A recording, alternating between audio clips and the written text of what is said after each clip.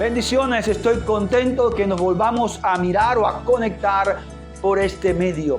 Hoy concluimos con el tema El camino del discípulo. Sé que serás bendecido con esta palabra. Prepara tu corazón para lo que Dios tiene para tu vida. Antes, vamos a ofrecerle al Señor una ofrenda de adoración y de alabanza a nuestro Dios Todopoderoso. Él se merece la honra y la gloria. Así que adoremos al Señor y luego nos volvemos a conectar para el mensaje.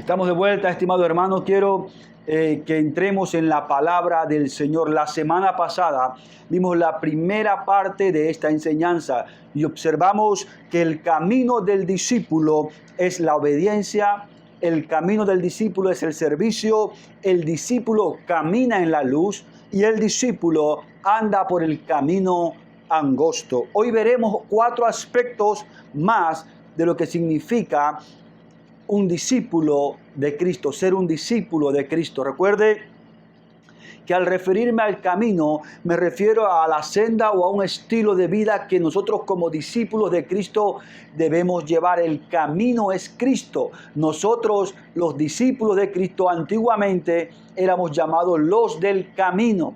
Así que nosotros somos discípulos de Cristo, seguimos el ejemplo de Cristo. Así que vamos a aprender algunos aspectos más acerca del camino del discípulo. Y en primer lugar, el camino del discípulo es el amor. Vaya conmigo a Juan capítulo 13, verso 34 al 35, que dice de la siguiente manera: un mandamiento nuevo os doy, que os améis los unos a los otros como yo os he amado.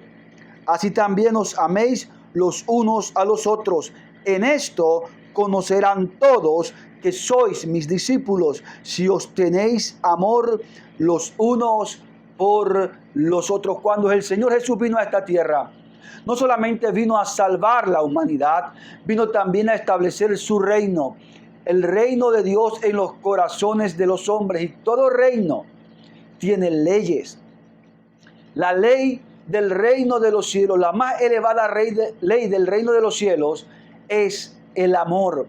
Y nosotros como discípulos de Cristo debemos cumplir con este mandamiento, con el mandamiento del amor. Quiero decirte, hermano, que lo que nos va a distinguir como discípulos de Cristo es el amor. El amor es la marca del discípulo de Cristo. Si nosotros no tenemos amor los unos por los otros, definitivamente no seremos considerados como discípulos de Cristo. Mire, ser un discípulo no tiene que ver con años en la iglesia, ni con cuánto yo sé de Biblia. Tiene que ver con cuánto yo amo a los demás.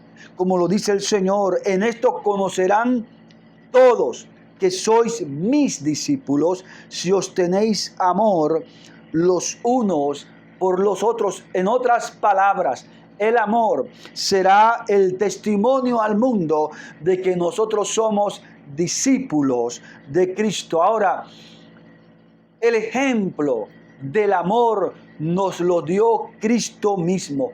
Jesús es nuestro modelo de amor y nosotros debemos seguir el modelo de Cristo, el modelo del amor. Debemos amar nosotros como resultado del amor que nosotros hemos recibido. Debemos dar a los demás ese mismo amor que nosotros hemos recibido. Así que el primer detalle, el camino del discípulo es el amor. Si no amas, dice la Escritura, no has conocido a Dios, porque Dios es amor. En segundo lugar, el camino del discípulo es el perdón. En Marcos capítulo 11, en el verso 25 dice: y cuando estéis orando, perdonad si tenéis algo contra alguien, para que también vuestro Padre que está en los cielos perdone vuestras transgresiones. Ahora, el perdón, hermanos queridos, no es una emoción. El perdón no es un sentimiento. El perdón es una decisión. Decisión que debemos tomar nosotros de manera voluntaria. Nadie debe perdonar o es efectivo el perdón bajo la coacción, bajo la obligación. El perdón es algo voluntario. Es una decisión. Ahora quiero decirte algo. Nosotros no podemos ser discípulos, ser llamados discípulos, si nosotros nos negamos a perdonar. Y note que Jesús relaciona el perdón con una disciplina, la de la oración. Porque cuando nosotros estamos orando, parte de la oración implica que nosotros le pidamos perdón a Dios por nuestras faltas, por nuestras transgresiones, por nuestros pecados. Pero nos dice el Señor que así como nosotros queremos el perdón divino, también nosotros debemos otorgar el perdón a los demás. Hay algunos peligros por la falta de perdón. Cuando un discípulo no quiere perdonar, está en riesgo. Y vamos a ver algunos peligros de la falta de perdón. ¿Sí? Número 1, la falta de perdón estorba nuestra oración. Cuando nosotros no oramos, o no perdonamos más bien, nuestra oración se ve estorbada, hay un estorbo. Segundo, la falta de perdón detiene el perdón divino sobre nuestras vidas. Cuando yo no perdono a los demás o no quiero perdonar a los demás que me han ofendido, entonces de alguna manera esto detiene que Dios me perdone a mí. Y a nosotros nos gusta que Dios nos perdone. Anhelamos el perdón divino, pero también tenemos que aprender a otorgar el perdón. Mire, el apóstol Juan dijo allá en su carta, en 1 Juan, que así como Él es, así somos nosotros en este mundo, hablando de Dios. Nosotros debemos ser como Dios, pero en esta tierra. Y si Dios perdona, nosotros también debemos perdonar a aquellos que nos ofenden. Nunca una ofensa de alguien será mayor que nuestras ofensas a Dios. Y si Dios perdona nuestras ofensas, nosotros tenemos que aprender a perdonar a aquellos que nos ofenden. En tercer lugar, la falta de perdón nos encierra en la cárcel de la amargura. Cuando nosotros no queremos perdonar, nos rehusamos a perdonar, nosotros mismos nos encarcelamos en la prisión de la amargura. Y hay una persona miserable, y es esta persona la que se niega a perdonar, vive atada a un sentimiento de amargura y de resentimiento que lo esclaviza y que lo vuelve un reo, un preso de su propio sentimiento. Así que, hermanos queridos, es saludable perdonar. En tercer lugar, el camino del discípulo es el fruto. Mire, en Juan capítulo 15, verso 8 dice: en esto es glorificado mi Padre, en que deis mucho fruto, y así probéis que sois mis discípulos. Así como el amor es una marca del discípulo, el dar fruto es otra marca de que se es un verdadero discípulo. El discípulo, al igual que el árbol, se da a conocer por sus frutos. Si somos discípulos del Señor, debemos dar fruto. Amén.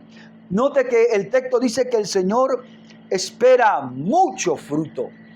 Tu vida y la mía como discípulos del Señor debe ser una vida que rebose de mucho fruto. Ahora note, hay diferentes tipos de fruto que el cristiano debe dar. Por causa del tiempo no voy a entrar en detalles, pero lo hago para que usted lo revise y lo estudie a manera personal. Por ejemplo, todo discípulo debe dar fruto de arrepentimiento, Mateo 3:8. Si no hay arrepentimiento, no se puede ser discípulo del Señor.